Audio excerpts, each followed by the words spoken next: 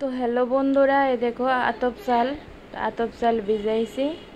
আতপ চালের মিক্সিতে দেখো পেস্ট করে নিমু।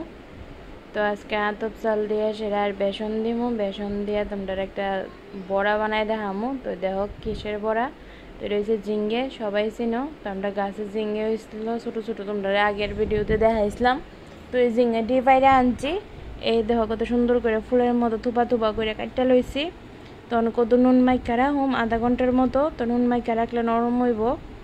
এরপরে ওই দেখো চালের গুঁড়াটার মধ্যে এবার বেসন দিলাম। তো পরিমাণ মতো চালের গুঁড়ার বেসন দিবা, তারপরে একটু নুন দিয়া দিলাম। এরপরে দিব হলুদ গুঁড়ো দিয়া অল্প একটু জল দিয়া মিশাই লইতেছি। ব্যাটারটারে ভালো করে মিশাইতে হইব। এরপর দেখো একটা লইছি, লইয়া ফাঁক করে আমি চোবাই চোবাই বেসনের ব্যাটারটা লাগাইছি। এবার তেল গরম করে তেলের মধ্যে দিয়া দিতেছি। তো তেলটা ভালো করে গরম করিয়ে দিবা, একটু পর্যন্ত তেল লাগবো। আর চুলার আঁচটা একবারে কমায়া রান্না করবা, কারণ ঝিঙের বড়া হইতে একটু সময় লাগে। ভিতর তো জল, তো জলে টানতে একটু সময় লাগে। এরপরে দেখো সবটি বড়া যে কাটটা রাখছিলাম আমি দিয়া দিয়েছি বেসনও এক এক কয়টা কড়ার মধ্যে দিয়া দিমু। অর্ধেক ভাজ্যা রাখছি, তারপরে আবার দিতেছি। এই দেখো টকবক টকবক করে তেলের মধ্যে ফুটতেছে। তো সবটি এক এক করে আমি দিয়ে দেবো। তা আমার ভাজা বড়া খাইতে খুবই ভালো লাগে।